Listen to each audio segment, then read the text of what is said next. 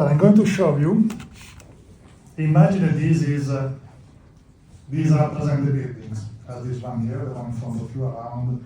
So buildings, black cell.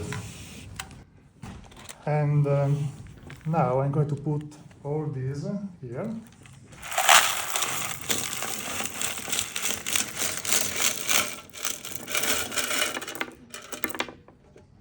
Okay. Now I just spread a bit. Okay, like that. So there is a uniform mass. And then the white stones, a bit bigger. This is, well, maybe the city center, as we are now. And so a central, let's call this a centrality, or urban hubs, meaning a collection of restaurants, shops, theaters, cinemas, workplaces, nice squares, nice promenades, and so on. And usually, let's locate this in the center for now. Now, this was okay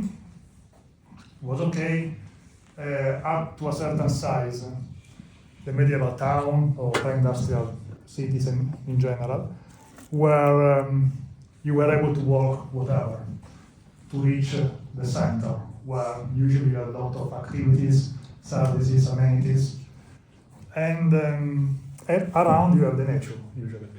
So now the issue is that try to see what happens in most cities, the bigger one, and usually you still have one center, dominant one. Yes, often they are raising some local smaller centers, but they're still no equivalent to the main center part. And what happens? That the green areas, natural land, forest, etc., they are too far away. You cannot reach them on a daily basis, as well as the city center. So now, let's solve the issue of the proximity to the green areas. You can do this for proximity. Let's say that you want to be no far away than 1 mile to the green areas. And let's imagine that you want the green areas to be continuous. From green areas, I don't need the small park here in front here. Wonderful, but still, I mean real natural land, forest, fields, and so on. Okay, what I did now, it may be an example. You can go, you see what I did, what I done. The buildings are still the same. The surface, more or less, is still the same.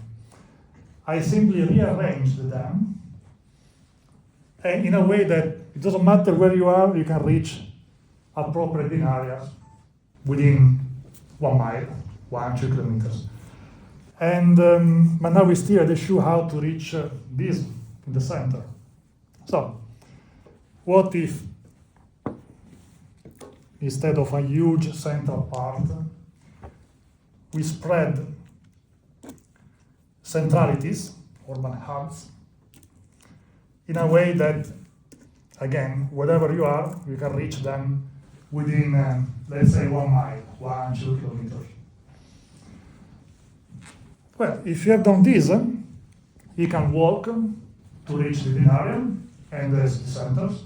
For city centers, let's visualize your many daily activities plus nice places where you go for the evening or Saturday or whatever you want, recreational activities or whatever. And but now there is another issue. Don't worry about the change later, we'll talk about it. I forgot. Now there is an issue. What if you want to go from here to the other part of the city? Because you want to have a unique settlement, not isolated working units. So, these are spaghetti. So you just connect with, let's imagine, skate train, monorails or undergrounds, whatever, ideally without touching the soil, because otherwise you compromise the previous rules of the continuous green area in between. you just connect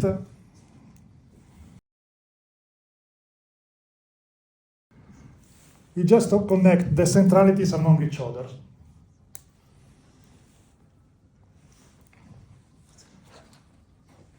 So, in this way, you have a city, no matter how big, 1,000 inhabitants, 1 million, 10 million, 20 million, doesn't matter, in which you are sure that you can go out after dinner, have a walk in nature, and to go in the closest centralities. If you're lucky, you also have your walk there, the schools and whatever. Otherwise, from there, you take a skate train, monorails, and in a few minutes you go in the other centralities very easily. So what I did is called Isobenefit Urbanism. ISO is equal, benefit is referring to the benefits from amenities, services, and or it's also called the Meta 1 Mile Green City. Meta, because of the spaghetti, we make a unique settlement, no isolated units, and 1 mile, because it's 1 mile within green and centralities. And now, if you do this in a more scientific ways, you have what I'm going to show you now here. So remember, we have 3 status of the cell: green, the green; black, the build areas. Here is a bit more. You can also define different type of density. The darker, the denser. Because this is valid, it doesn't require a specific level of density. And the white, centralities. Now, you see what happens in the meantime. You just change, as you wish, some parameters. That's why it's also a type of parametric algorithm urbanism, because you just change the parameters, the number of inhabitants, density, some random factors, and so on, but you achieve the same functional goal, proximity to the greenest and centralities in this case. And the population is the same. You have infinite shapes. Here, I can do by hand. We have infinite form. And those forms, they shouldn't be planned. You can plan if you want. If you had to build an ex novo city from now, as we had to do, because I think more than 2 billion new citizens are coming in the next 25 years. So we have to build ex novo from scratch cities. So you can plan it. Or you can just let them grow spontaneously by following these very simple local rules, and then spontaneously emerge these type of patterns. And now let's see in another way what I just said.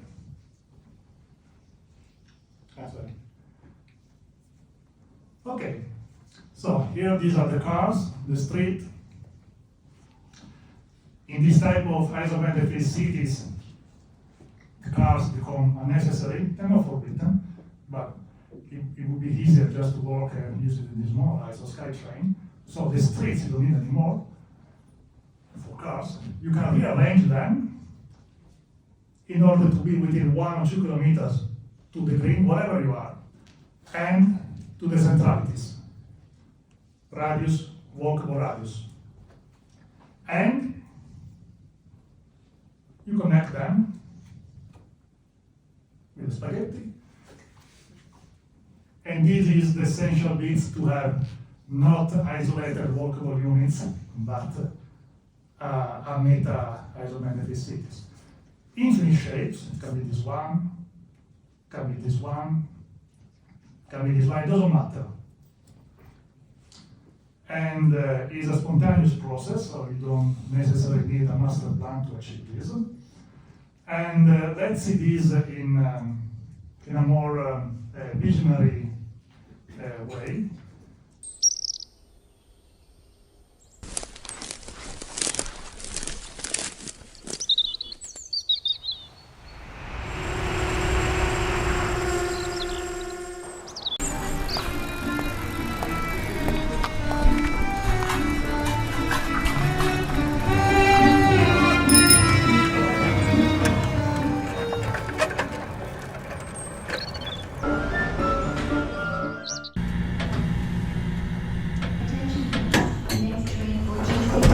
now approaching.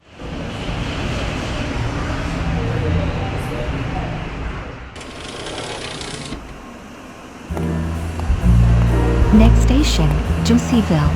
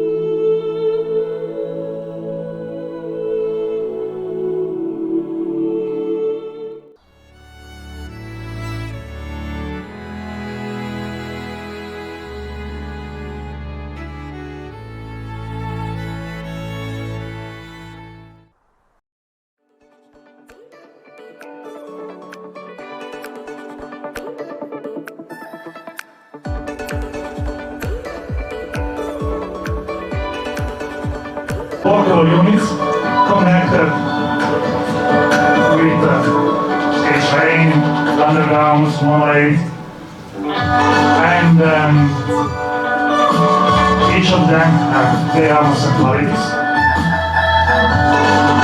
but they are not obligated to be into your common working units, because remember, this is what makes accessible in an easier way any other points of the city.